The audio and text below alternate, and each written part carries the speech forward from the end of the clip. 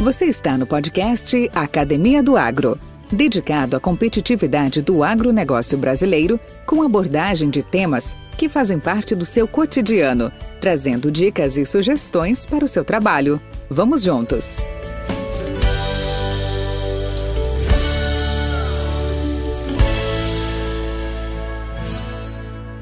Podcast Academia do Agro.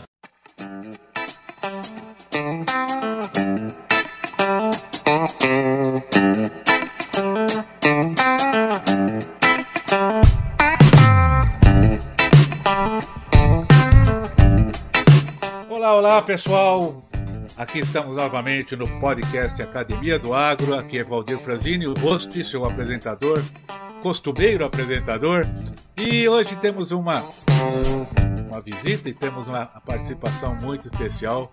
É um colega de longa data, somos formados na mesma gloriosa lá na Exalc, somos da mesma turma, convivemos na nossa juventude, fizemos as nossas estrepulias, vamos chamar assim, mas hoje cada um seguiu o seu caminho, cada um está em seu status, e esse nosso convidado é muito especial. Ele sempre na busca incessante por soluções sustentáveis na agricultura. Ele trabalha muito com controle biológico, e esse controle biológico que emerge como um protagonista de destaque no nosso agronegócio.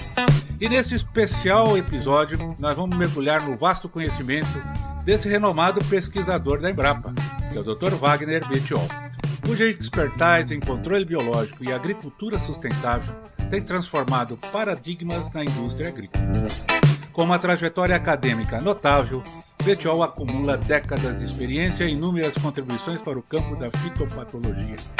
Suas pesquisas têm sido fundamentais na compreensão e aplicação do controle biológico, definido como uso de organismos vivos para suprimir populações de pragas específicas.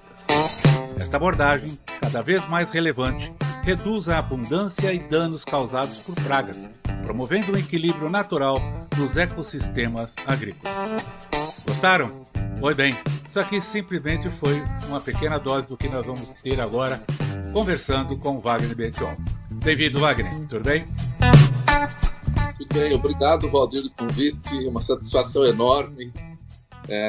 Fazer um encontro de turmas, né? Se a gente somar o tempo que nós somos formados, dá mais de 100 anos, quase 100 anos. Quase. É verdade. Temos algumas coisas. Eu sei. Ô, Wagner, e me fala uma coisa, tá? Eu conheço um pouco, mas os nossos ouvintes não. Onde tudo começou? Conta um pouco sua história. Valdir, é difícil uma resposta assim, onde tudo começou. Eu acho que na vida todas as coisas elas vão evoluindo. Então tudo isso daí é uma evolução, né? Mas se eu fosse pensar um pouco de onde começou, talvez tenha começado na horta lá em Piracicaba, que a minha família tem até hoje, na realidade, hoje é minúscula, onde eu tinha 5 anos quando começou essa horta. A gente sempre produziu usando somente água, esterco e semente, mais nada. Então hoje seria, vamos dizer assim, comercializado como um produto orgânico. E nós produzimos dessa forma por muitos anos, muitos anos. Eu fazia agronomia, a gente produzia ainda verdura, entregava da mesma forma lá desde o início. Nunca foi utilizado nada. Quando eu falo nada, assim, nem calcário, nem adubo, nada realmente. Era água, esterco e as sementes que a gente comprava. Então, talvez um pouco vem daí. Mas se nós dermos um salto grande, vamos chegar lá na época da agronomia, lá em Piracicaba. Eu fui estagiário na fitopatologia, no departamento de fitopatologia, por 3 anos. O meu primeiro orientador lá foi o Paulinho Vai para a Europa, o Dr. Paulo Carvalho, e trabalhava com ele. Assim, o primeiro trabalho que a gente desenvolveu, na realidade, foi no aproveitamento de resíduos da fermentação glutâmica do melaço, que faz ser glutamato, produzido pela Ajinomoto, e com lodo de esgoto, produzido lá na estação Vila Leopoldina, em São Paulo, que nem existe mais. E sempre tentando entender o que acontecia com o solo e qual é o efeito dessa matéria orgânica no solo também. Além disso daí, eu era bolsista de uma empresa e a gente avaliava o efeito da casugamicina, o produto comercial Casumim, para controlar doenças em batata e cenoura em pós-colheita, que é registrado até hoje, graças ao trabalho que nós fizemos lá, o Dr. Paulo e eu. E a casugamicina nada mais é do que um antibiótico produzido por Streptomyces casugaensis, que é uma actinobactérias, e eles matam a bactéria e embalavam o produto. Isso lá desde 1957. Isso vai ser importante mais tarde, essa informação, tá? E hoje o produto comercial continua no mercado desde 57, mas ele tem hoje 2% de princípio ativo. Antigamente tinha 1% só. Se nós formos considerar hoje tudo o que as pessoas divulgam, né, seria um produto biológico de terceira geração, que são os metabólicos produzidos. Mas vamos ficar ainda lá como estagiário, a gente vai relembrar da casugamicina um pouco mais tarde.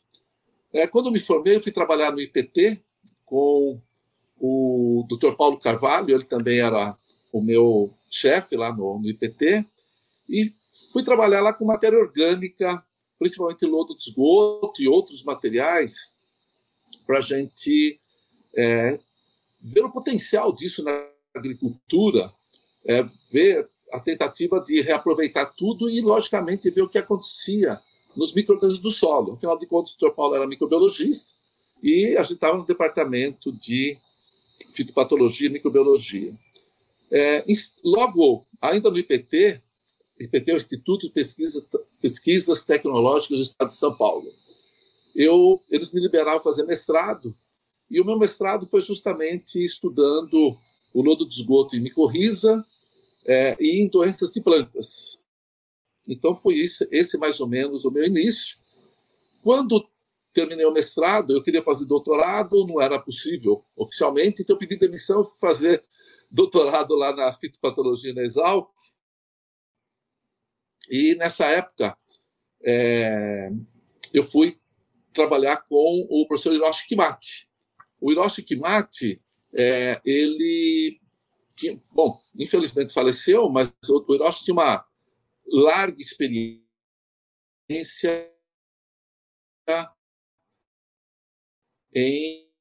em controle de doenças, principalmente controle químico, controle biológico.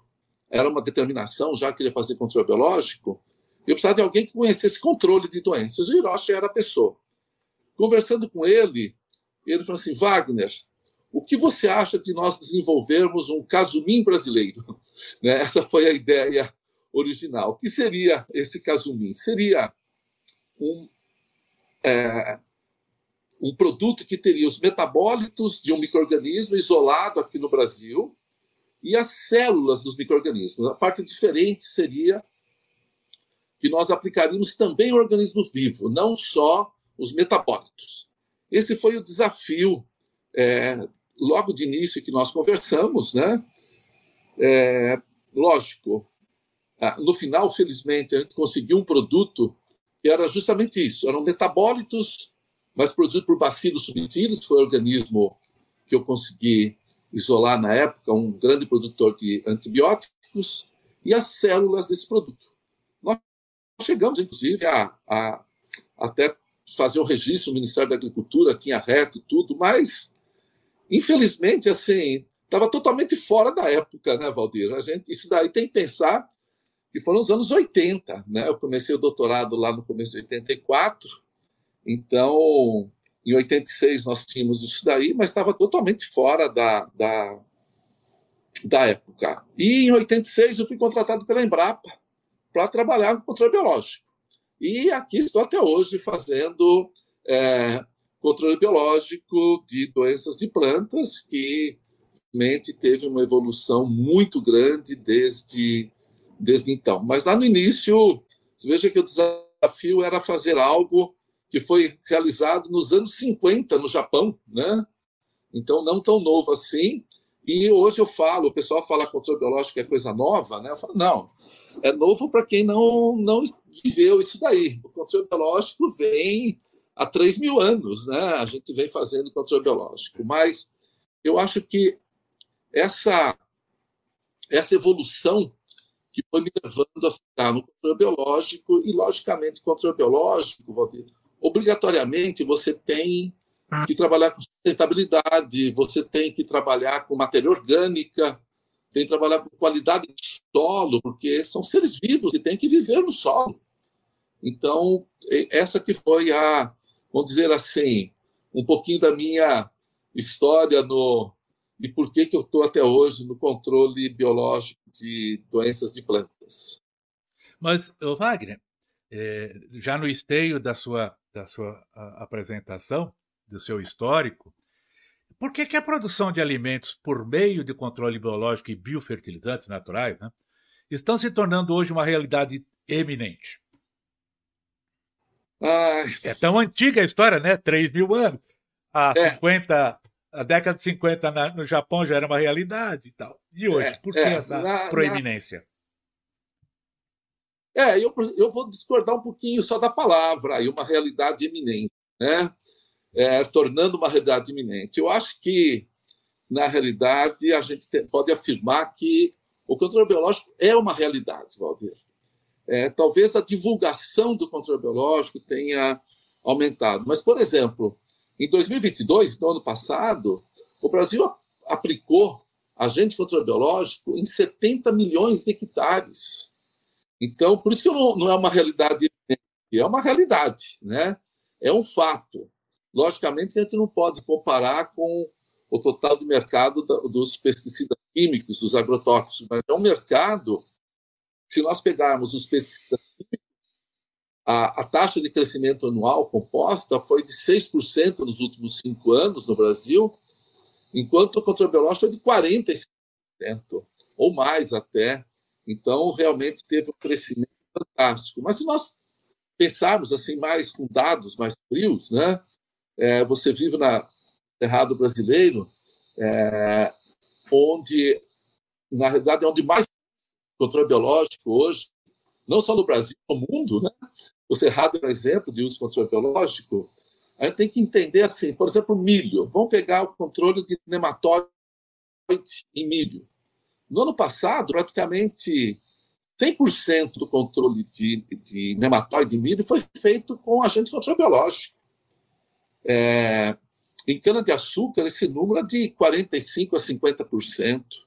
Se nós pegarmos a soja, também é praticamente metade da área tratada com nematicidas, vamos chamar assim.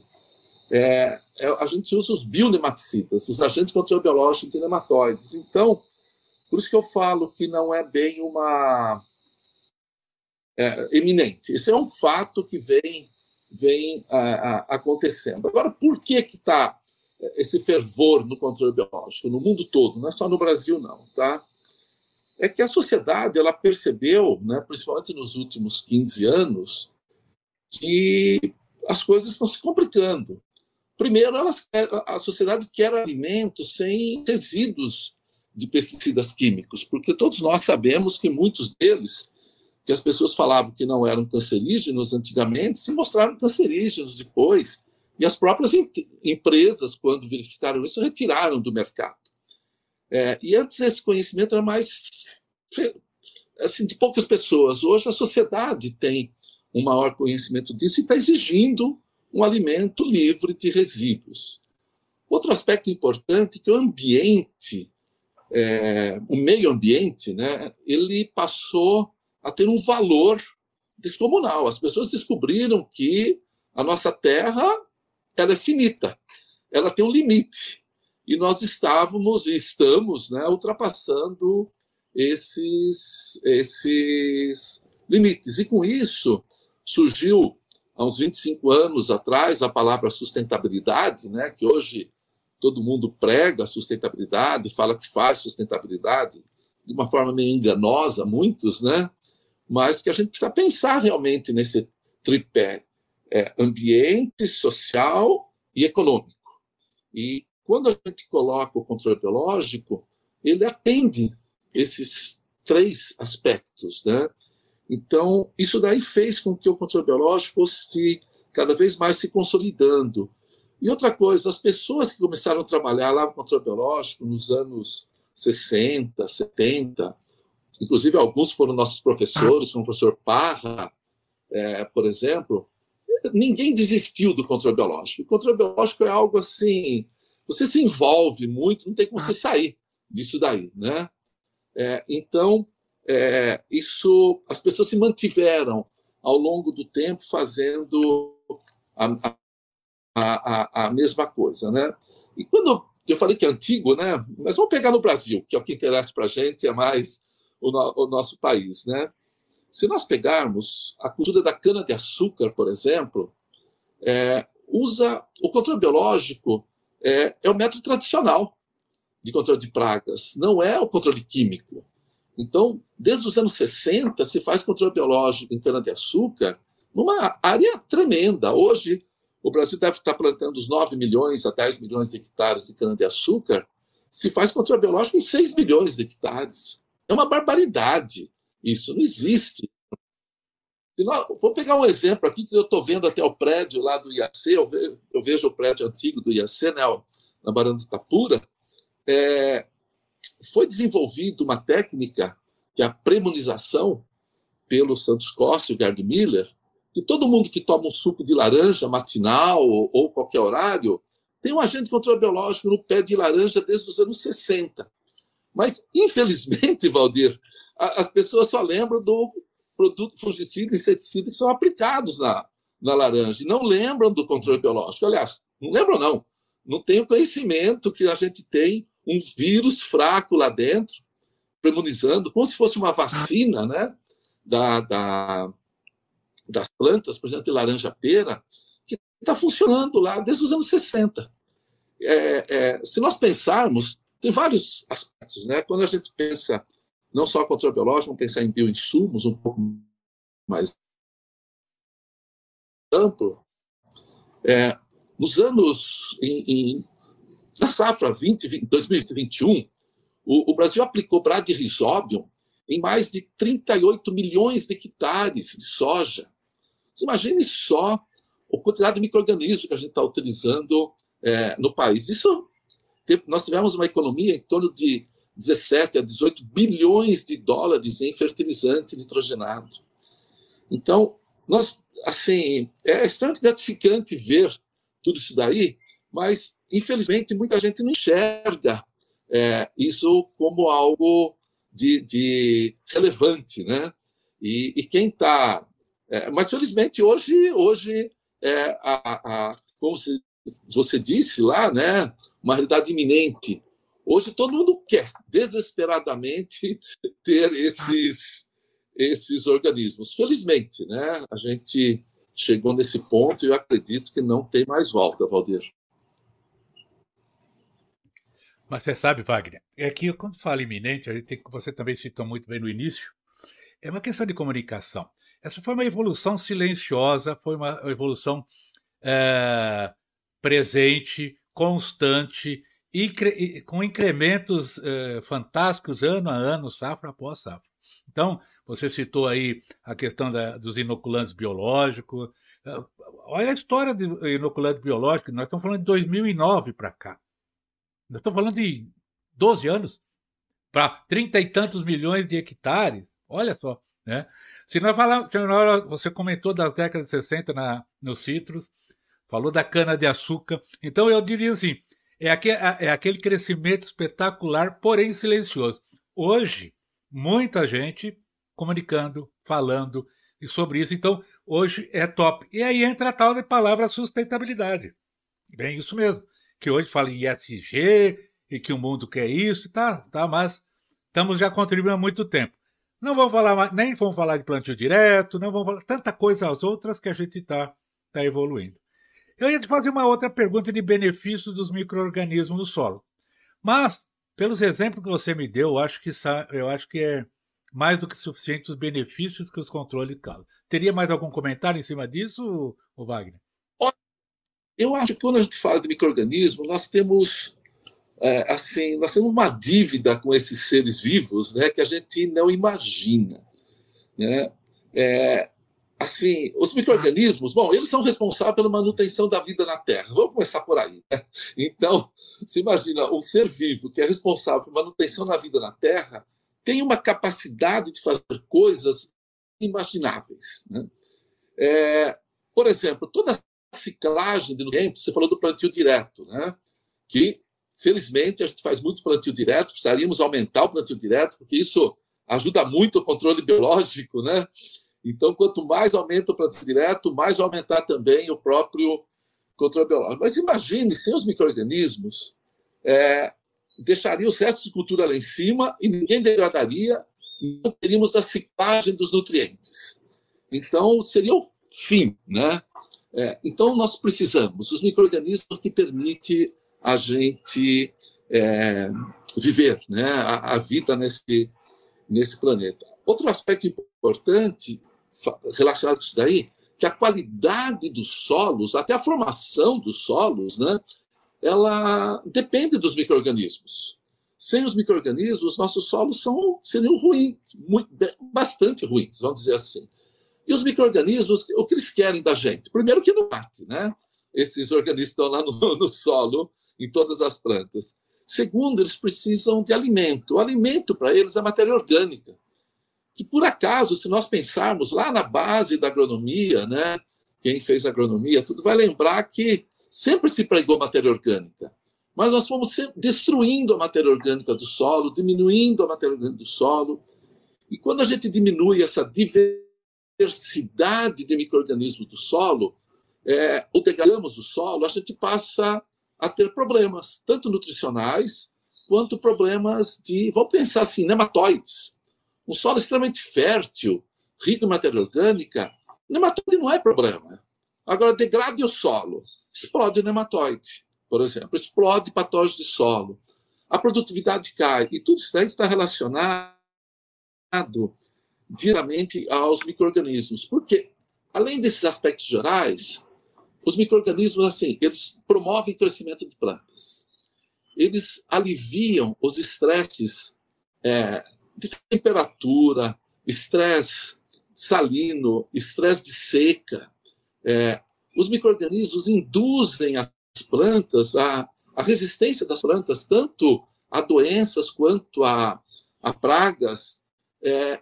A gente tem que entender, assim, que existe um controle biológico muito mais silencioso, né, que nós não pensamos, que é o controle biológico natural. Se não fosse esse controle biológico natural, Valdir, a gente não faria agricultura. Então, isso é extremamente importante, esse controle biológico natural, que ninguém fala dele, tá? Ninguém conhece esse controle biológico natural. Todo mundo pensa em um produto para substituir um outro produto. Então, um agente de controle biológico substituindo um produto químico. Mas nós temos esse controle biológico natural, o controle biológico conservativo, né, que o homem estimula, que são básicos para a agricultura. Bom, além disso, eles fornecem nutrientes para as plantas, os micro-organismos, eles ajudam as plantas a absorverem os nutrientes. Veja as micorrizas, né? Então, assim, nós temos que entender que a planta, ela nasce num lugar e morre naquele lugar. Ela não anda, né? Ela não tem essa capacidade de sair daquele lugar. Teve uma evolução, lembra da minha primeira resposta? Tudo é uma evolução. As plantas evoluíram desse jeito. Então, as plantas, elas apresentam uma capacidade de recrutar e de multiplicar os organismos que ela precisa. Mas, assim, porque ela está lá paradinha, ela não sai de lá, né? Só que o que ocorre? Quando a gente degrada o solo, a gente mata os micro-organismos do solo aplicando altas doses, tanto de fungicida, inseticida, herbicida, todos eles, mesmo no fertilizantes, né? A planta não tem como recrutar, porque a gente eliminou esses micro-organismos do solo, ou diminuiu muito as populações desses micro-organismos, e alguns específicos que as plantas precisariam. Então, a gente tem que entender que sem esses micro-organismos, sem os micro-organismos, a gente não estaria fazendo agricultura, não existiria agricultura. E esse conhecimento, felizmente, hoje está sendo extremamente valorizado. Os micro-organismos estão sendo muito, muito valorizados. Tanto que eu sempre arrisco falar, né? E depois a gente vai ficando mais velho, a gente tem medo de falar algumas coisas, é que eu acredito que nos próximos 5 anos 100% dos grandes agricultores brasileiros estarão utilizando micro-organismos na agricultura. Vão comprar e aplicar os micro-organismos. E lembremos que eles eram grátis, né? Até pouco tempo atrás. Mas nós conseguimos ir destruindo e eliminando esses micro-organismos. Hoje nós vamos ter que comprar para recompor esses micro-organismos no solo. Wagner, e aí? Quais são os principais... Você falou agora de comprar os micro-organismos, né? Beleza. Quais são os principais desafios hoje técnicos para a aplicação em escala comercial e industrial destes micro-organismos na agricultura?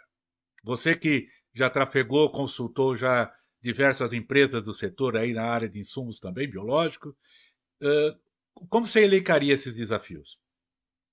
Nossa, Valdir, isso daí são inúmeros os desafios, né? Eu vou tentar falar de alguns que eu vou lembrando assim, o bom seria enumerar todos, né? Mas são diversos. Eu acho que o primeiro desafio, Valdir, se chama conhecimento, né? Conhecimento da cadeia do agronegócio, sobre esses seres vivos, né? De um modo geral, a gente pegar não só os agrônomos, os técnicos envolvidos, muita gente não consegue nem separar fungo de bactéria, né? Então, se imagine, a gente vai fazer controle biológico se as pessoas não têm esse conhecimento do que são esses organismos. Outra coisa, as pessoas desse conhecimento têm que entender que são seres vivos, né? Não são milagrosos. Eles morrem, como a gente, né? Como todos os seres vivos, só que eles são muito mais sensíveis que a gente. Então, o primeiro lugar, para mim, é conhecimento, Valdir. Esse é fundamental. Bom, pensando que a gente tem que levar lá 1 litro de produto ou toneladas de produto para o agricultor, o passo inicial a gente tem que multiplicar esses bioagentes de controle. E a nossa forma de multiplicar ainda são basicamente duas, ou via fermentação sólida ou via fermentação líquida. As bactérias são todas via fermentação líquida feitas. Mas os fungos usados no agente controle-biológico, como, por exemplo, Trichoderma, Bovéria, Metarrhizium e outros, 100% se produz em fermentação sólida em cima de grão de arroz. Então, essa técnica é extremamente antiga se multiplicar micro-organismos em cima de arroz. Não tem nada de moderno. Nós precisamos mudar isso daí. Já as bactérias, como os bacilos da vida, são todas em fermentação líquida, logicamente rende mais, produzir, etc. Bom, depois que a gente produz, nós temos que levar esses produtos para os agricultores. Portanto, nós temos que formular. Então, formulação. A formulação, a indústria química conhece muito bem dos produtos químicos. Podcast Academia do Agro. Mas nada dos produtos biológicos. Então, formulando, a gente tem que distribuir, né, também. Antes da gravação, a gente estava conversando que a previsão é chegar a 42, 43 graus Celsius aí, hoje à tarde, né? Então, vocês imaginem só se eu não fizer uma distribuição adequada desses organismos, uma formulação adequada, eles não vão sobreviver. Então, é um grande desafio isso daí.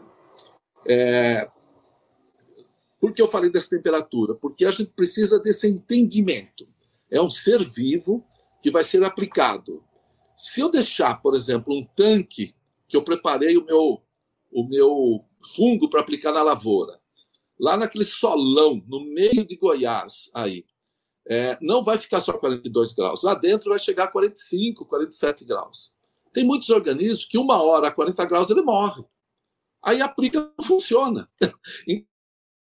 Então, a gente tem que ter esse entendimento. A outra coisa que, pensando no Brasil, especificamente no Brasil, né, a nossa agricultura é extensiva. E em 100% da nossa área produzida, precisando de grãos, vamos pegar grãos, cana, etc., a gente usa herbicida. E nós não temos bioherbicidas, nós não temos alternativas aos herbicidas químicos hoje. E nós precisamos urgentemente desenvolver esses os bioherbicidas, que não é fácil de falar, mas não é simples, não. A hora que o Brasil nós tivermos bioherbicida, o controle biológico explode de vez.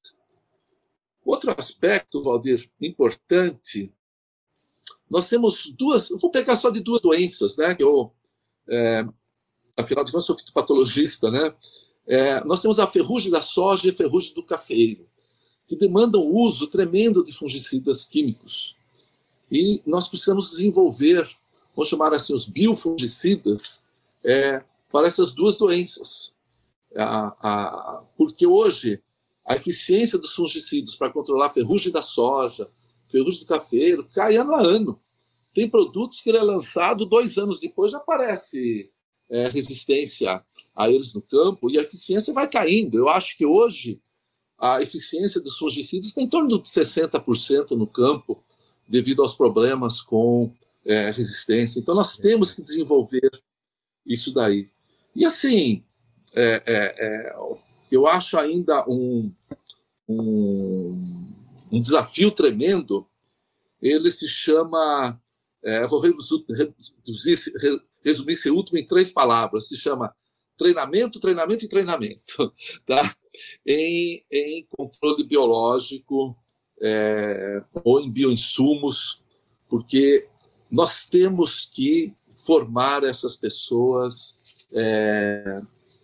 melhor, sabe? Não tem como fazer controle. O controle biológico é diferente, ele é muito mais técnico do que o controle químico. Tem vários aspectos que eu preciso. Eu tenho que saber a umidade do ar que está, a umidade do solo, a temperatura, uma série de coisas que no controle químico não exige, né? Mas eu sou, Valdir, extremamente otimista, tá? Apesar de todos esses desafios, esses problemas, né? Eu acho que se nós trabalharmos um pouco nesses aspectos que eu comentei agora, nesses 7, 8 aspectos, né? Eu acredito que em 25 anos, metade do mercado vai ser de produtos biológicos. De 25 ou menos, metade vai ser de controle biológico. Você imagine se nós tivermos bioherbicidas. A revolução que vai ser na agricultura. A hora que a gente tiver um produto biológico que controla a ferrugem da soja, se aplica em quantos milhões de hectares fungicida para controlar a ferrugem da soja, né? E com uma eficiência de 60% ou menos na média. Então, mesmo com esses desafios, eu sou extremamente otimista, porque nós temos conhecimento, tecnologia, precisamos de investimento em pesquisa, isso daí, porque muitas vezes o Brasil passa por assim, surgem as pessoas que não acreditam, não querem investir em pesquisa, né? Mas o controle biológico só cresceu devido ao que você falou, foi um investimento silencioso em pesquisa e nas pessoas, Valdir. Então, eu tenho assim, bastante confiança que a gente vai crescer muito no controle biológico. Tu comentou uma coisa nevrálgica, um ponto sensível dentro dos seus 7, 8 desafios técnicos, né? Que foi treinamento, um deles, né? Outro, não menos importante, obviamente, do que os demais. Agora, e os nossos agricultores? Como é que você vê a importância de capacitar esses agricultores com conhecimento sobre controle biológico? Porque uma coisa é a gente treinar os nossos agrônomos, nossos técnicos, os colaboradores em volta, per si, né? Outra coisa é também a própria consciência daquele que pay the bill, né? Como que diz o gringo, paga a conta, né? Que é o produtor. Né? Exato. Como você vê essa questão de capacitação do agricultor? Valdir, eu acredito que o maior problema não está nos agricultores. Eu acho que o maior problema está nos agrônomos, tá? Desculpem, eu sou agrônomo, mas a gente tem que ser crítico, né? Por que está nos agrônomos? Primeiro, nos cursos de agronomia se ensina muito como recomendar os agrotóxicos, tá? Mas não se ensina controle biológico. Não forma os agrônomos em controle biológico. Já os agricultores, incrível que pareça, são muito mais abertos ao controle biológico do que os próprios agrônomos.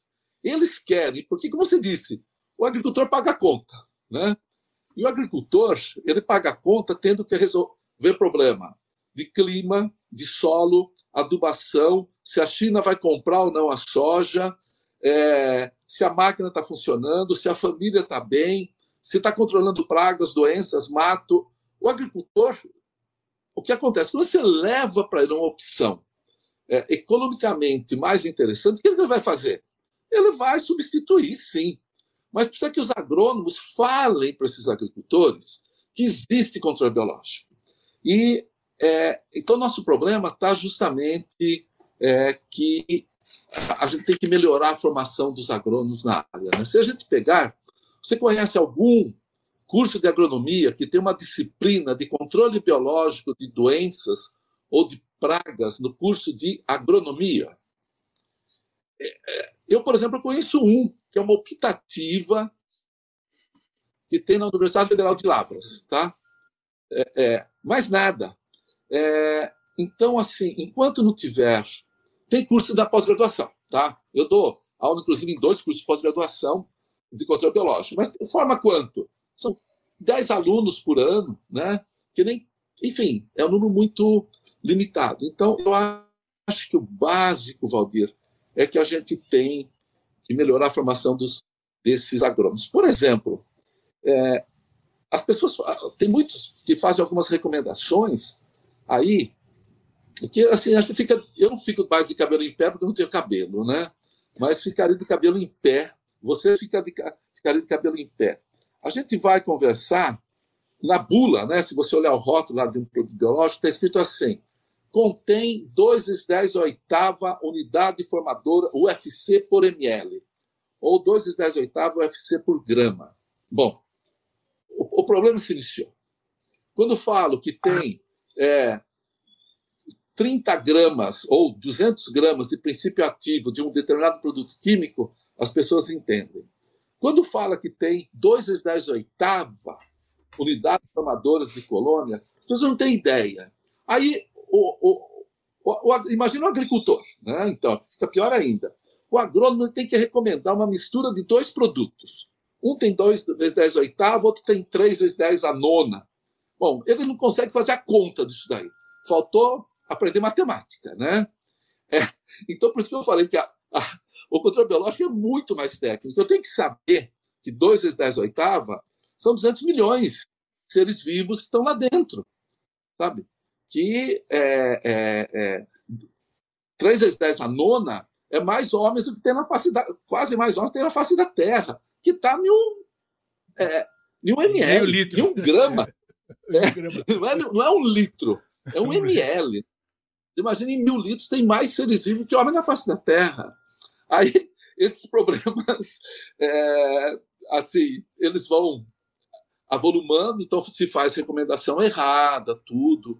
Então, mas, Wagner, olha só, você comentou uma coisa, não, eu concordo, número, gênero e grau que você está falando, perfeito. Até uma das críticas que eu já tinha feito, crítica no sentido assim, olha, cara, hoje nas ementas, dentro da formação curricular, cadê controle biológico? Cadê commodities agrícolas?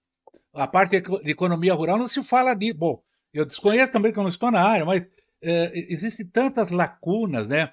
E lembrando que nós estamos hoje à frente desses empreendimentos rurais, agrícolas, seja ele pequeno, familiar ou de grande porte, a geração milênio ou a geração Z hoje são aqueles nascidos de 80 para cá. Então, não pode-se dizer que são desinformados, talvez não estão preparados, não deram a oportunidade de dar informação para eles. Perfeita colocação, perfeita, Wagner. Mas aí, fala uma coisa. Se você começasse hoje de novo, o que você faria diferente? Eu só fiz pergunta fácil, né? Fazer uma coisa mais complexa para ti. Eu faria diferente? Bom, acho que eu teria mais uns 2 filhos, né? Eu só tenho 2 filhos. Eu acho que eu teria mais uns 2 filhos do que só 2. Afinal de contas, a satisfação, né, com os filhos ela é tremenda, é única e tremenda. Então, eu acho que eu teria 4 filhos, não só 2, né? Mas, Olha, Valdir, eu acho do ponto de vista profissional, eu, eu acho que eu faria tudo igual. Todos os erros, os acertos, não mudaria, porque é duro a gente falar o que faria é, assim diferente, né? Porque as oportunidades vão chegando e, e a vida é uma escada, né? A gente vai indo e às vezes a gente desce o degrau, sobe o degrau, e o degrau é mais largo, mais estreito, tudo. E é com isso que a gente vai aprendendo. Então, eu acho profissionalmente, Valdir, eu não faria. Eu manteria a minha trajetória profissional. Tive muita sorte nisso daí, né? Eu falo assim, eu tenho que olhar, né? Enxergar isso claramente, né? Eu formei minha família, no fundo, dentro da Exalc, né? Porque a minha mulher, ela era agrônoma, né? E então vivi sempre da agronomia, então eu vejo que a profissão, né? Essa trajetória profissional permitiu que eu mantivesse minha família, crescesse com a minha família, tudo. Então eu não faria muita coisa diferente profissionalmente, não, Valdir. Eu acho que manteria isso daí mesmo, viu? E da sua jornada, o que você relevaria como a parte mais gratificante? Olha, tem algumas coisas. Logicamente, ver assim, a realidade de controle biológico hoje, não só no Brasil, como no mundo, isso é impagável, né? Vamos dizer assim, a sensação que tem. Hoje, assim, para você ter uma noção, o Brasil é o maior produtor e consumidor de agentes de controle biológico do mundo. Tanto que, nesse ano, me convidaram para dar uma palestra na Holanda, justamente o título era Como o Brasil se transformou no maior produtor e consumidor de agentes de controle biológico do mundo. Então, só isso daí é extremamente gratificante a gente ver isso, né? Outra coisa que me deixa assim até emocionado, tudo, né? É quando eu estou rodando por aí, eu encontro com meus ex-orientados, ex-estudantes, né? Eu dou aula, apesar de trabalhar na Embrapa, eu dou aula na Unesp em Botucatu e na Federal de Lavras, ambas de controle biológico, e ver assim a evolução desses alunos, né? E o trabalho que eles estão fazendo em prol do controle biológico. Eu falo que eu já dobrei o carro da Boa Esperança faz tempo, né? E ver que vou chamar de molecada, eles que me desculpem, né? Mas eu chamo meus filhos até de moleques também, que eles estão colaborando com o controle biológico, assim, vendo o controle biológico de uma forma intensa. Então, é super gratificante ver esse envolvimento desses orientados, desses alunos com a área que eu escolhi, né, para fazer da minha profissão. Wagner, agora é aquele momento de desenvolvimento pessoal, já vamos chamar de desenvolvimento profissional. Com uma carreira tão bacana, tão rica como a sua, quais lições boas, mais valiosas que você aprendeu ao longo do caminho como pesquisador e professor voltado ao agro, obviamente? Podcast Academia do Agro. Olha, pergunta fácil. É duro a gente falar sobre isso daí, porque tem diferentes aspectos. Mas eu acho que a primeira coisa, a gente nunca pode desistir. E nunca desistir de sonhos, principalmente. Eu acho que esse é o grande erro de muita gente que desiste com facilidade, né? A Raquel, minha mulher, né, quando ela estava viva, ela sempre falava assim que eu não era persistente, né? Eu era teimoso, né? E eu falava para ela que eu era persistente. Teimosia é outra coisa, mas eu acho que ela tem mais razão do que eu, né? Inventaram uma outra palavra agora para isso, viu? Para teimosia. Resiliência. Resiliência, exato, né? Mas então, assim, Valdir, eu acho que não pode desistir de sonhos, mas eu acho que tem outros aspectos que é importante para todo mundo, independente das áreas, né? O primeiro é respeito. A gente tem que respeitar tudo e todos, tá? A gente tem que ter humildade de ter os erros, os acertos e tentar refazer as coisas. Nós temos que ter tolerância, muita tolerância, porque senão geram todos esses conflitos que a gente vê no mundo, entre países, entre pessoas, dentro das famílias, etc. Sem tolerância não dá muito certo, não, a vida, né? E tem um outro aspecto que eu acho fundamental, ela se chama leitura. Leitura desde o berço, desde a hora que nasceu. Meus filhos, com menos de 6 meses, a gente sempre lia para eles em voz alta, diariamente, né? Eu acho que respeito, humildade, tolerância, leitura, elas não têm limites. Usar sem limites. São coisas que eu vejo que a gente pode usar sem limite, que não vai dar problemas, né? Então, eu ficaria nesses aspectos. Foi o que a vida vem me mostrando nesses 60 e quase 6 anos. E para os jovens empreendedores, que conselho você dá? Olha, além dessas lições que você já nos passou agora, né? Eu vou copiar um amigo meu que eu conheci lá em Piracicaba. Ele era diretor da Ginomoto, o Yoshito Nagai.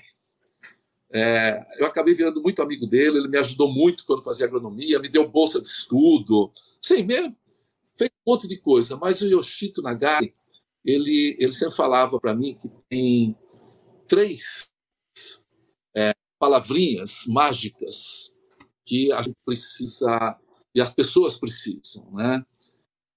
E que o Brasil, naquela época, você veja, isso daí eu conheci ele nos anos 70, conheci ele em 77, precisamente, em dezembro de 1977.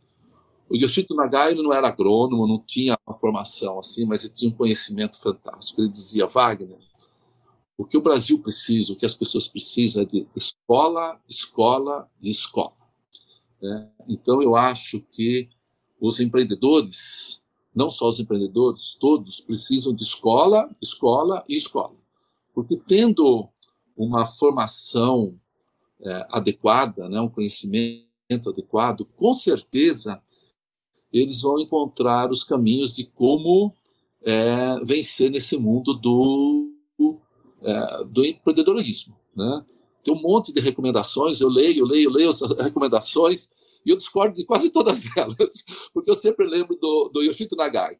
Assim, olha, eu acho que o que está precisando é escola, escola, escola, para que esses empreendimentos funcionem adequadamente. Eu não sei se é nesse sentido que você fez a pergunta, mas é isso mais ou menos o que eu acredito, Valdir. Podcast Academia do Agro. Meu amigo Wagner, doutor Wagner Bettiol, uma satisfação muito grande ter contado contigo nesse momento aqui. Para mim, mágico, tenho certeza muito interessante para todos os nossos ouvintes e para aqueles que quiserem fazer as suas considerações, fazer seus comentários, fazer as suas críticas e também elogios, também gostamos de elogios, não tem problema nenhum. Todas as nossas informações, nossos contatos estarão aí no Webnote, na descrição deste episódio.